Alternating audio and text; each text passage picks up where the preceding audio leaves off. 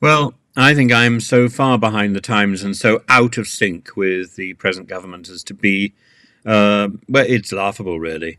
Robert Jenrick today has announced that those people who try to employ an illegal migrant, illegal as defined by the Nationality and Borders Act in November last year, will now face £60,000 per employee, effectively putting these people out of business should they accidentally or deliberately employ what is termed an illegal migrant. More than that, people who rent accommodation to an illegal migrant will face extraordinary sanctions. And this is on top of the new plans announced by Jenrick today that there will be, if the Rwanda scheme doesn't work, people will be deported to Ascension Island or to 5 other so far unnamed countries in Africa. So the chances, frankly, of anybody being deported to anywhere other than Ascension Island look very small. Whether the people in Ascension Island would want these people, God knows. That's another matter entirely. I know people from Ascension Island, very nice people indeed, and very insular. Of course they're insular, they live on an island, and very proud of their heritage.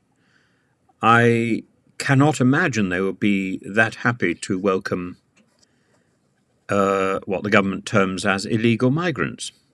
Why welcome these people? Why would anybody welcome people who are described as illegal migrants? The fact that they're not illegal migrants, the fact that this is simply a British description and a British legal description, the law can be challenged. The law is simply there until it proves to be unworkable.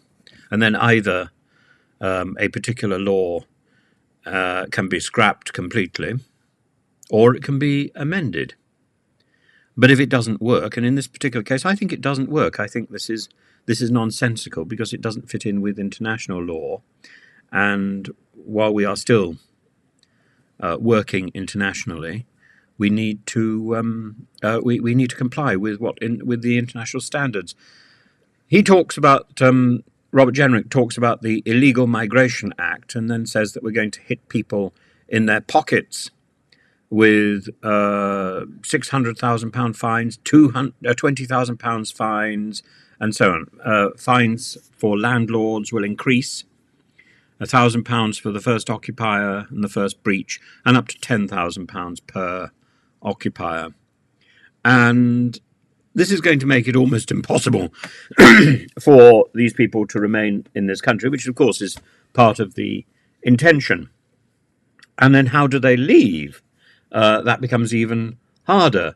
So they can leave legally, in which case they will never be able to return, or they can leave illegally, which is, of course, exactly why we are now seeing adverts for help to get out of the UK and to be smuggled out of the UK as well as to be smuggled into the UK. It beggars all belief, doesn't it? Whereas all we need are people to do the work that is crying out to be done. If we have enough people here in this country to do that work, then that work would be done. But that work is not done. Picking crops, nursing, staffing classrooms, driving buses, driving trains. If there are so many gaps in our workforce, and we have so many migrants who are being thrown out of our country, and this is not the workforce, it's not the highly qualified workforce.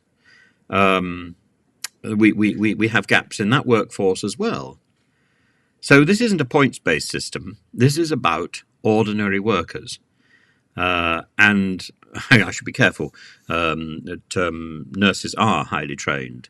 Carers can be highly trained. But what we really need are people to pick the fruit in season and to ensure that our farms are not run to ground, because with the sort of collective farming that we were thrown into during the height of the European experiment, we simply can't run those farms now without the numbers of seasonal workers moving around the country to collect the crops. They don't exist. They don't exist, and a single farm cannot employ them on a long-term basis because they're not needed for more than a few days at a time. And that's the problem. We are going to end up in a position where we have nobody to do the jobs we need, and we're throwing everyone else out of the country. And we're penalising people who offer them accommodation. This may be legal, but it's not moral. We're becoming a hateful society, and we're defining ourselves by the negatives rather than the positives.